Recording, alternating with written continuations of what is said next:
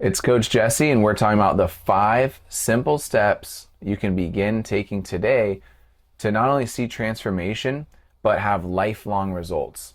So that as you work to get the results you're looking for, you keep them, you maintain them. In today's world, it's so easy to flip through videos and pictures so quickly. We have such a short attention span. So you have to ask of yourself for complete focus, for really getting into the details with me. A little bit about Ascend. This is about rising up. This is about taking ownership. This is about looking at your life from a new perspective and really going for maybe that thing you've been scared of, maybe that thing that you've been unequipped for or intimidated by, or maybe you failed trying to pursue it. And I really believe in second chances. I believe God is a God of second chances. I believe that second chances exist and they are a blessing. They're a gift. And when we take second chances, we can be confident because we're going to go into it with more wisdom, more passion, more devotion and dedication than before. And you're going to be amazed that going for this with this structure, you are going to see the results you want. So many people have tried things and not focused or not been successful or just was the wrong plan. There's nothing wrong with you. It's just you need the right structure around you and you need to manage yourself well in that so you can be totally successful.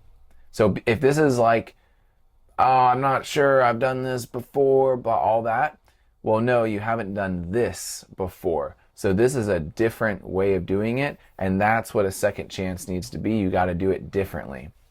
Now, when we get into intricate information, when we start targeting really in-depth ideas, there's going to be some things maybe you've heard before, or there's going to be things that, you're doing right.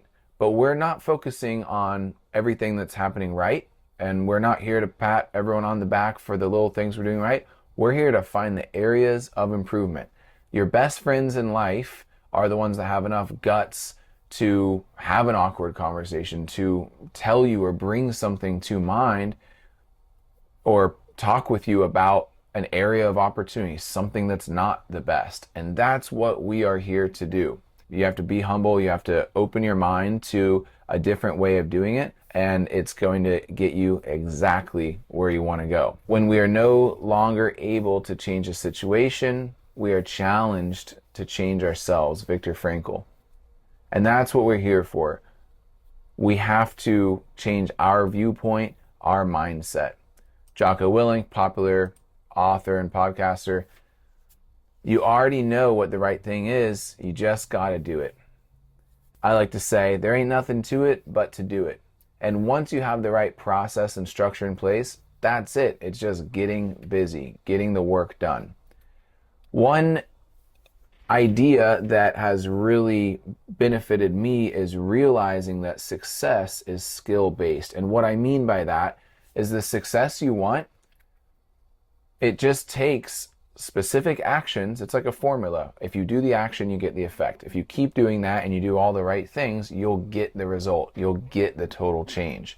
So what is a collection of actions? That's a habit. That's a lifestyle. And it's a skill to be able to actually do the right thing in the midst of being busy, in the midst of having other ideas, other distractions, being tired.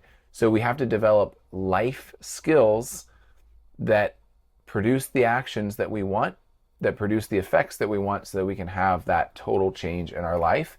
And the skills that you develop, this requires practice, but it will become a lifestyle.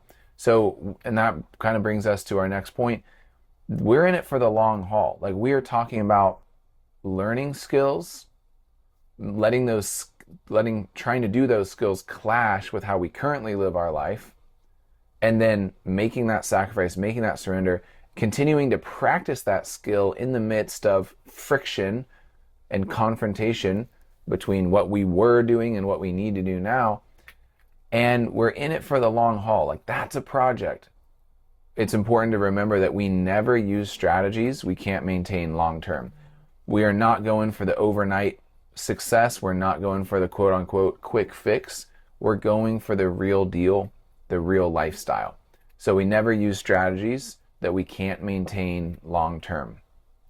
So I talk about having an outcome and a process goal. So the outcome goal is the actual thing that you're aiming for. The process goal is what gets you there. Now, what I notice about myself is when I really got excited about some kind of outcome goal, I'd get excited about that. And then I would get frustrated that it wasn't happening. And eventually, after lots and lots of frustration, giving up, starting over, I realized, I was like, I really am not doing, I want the thing, but I've been confusing that with actually doing the stuff required to have it. So that's the difference between an outcome goal and a process goal. You're not allowed to have an expectation of an outcome unless you have a process in place. So that's what we're doing in this series. We're looking at what processes successful people have put in place so that they can have that favorable outcome. I want you to almost imagine the process itself is the goal. The lifestyle itself is the goal, and then the side effects are all the outcome goals, the results that you want to see. It's so easy to say something and not follow it up. But people that are successful, they follow up what they say they're going to do. And in order to do that, you have to manage what you say. Commitment is the disposition of being fully dedicated to a cause or a goal. And I like this definition: an engagement or obligation that restricts freedom of action.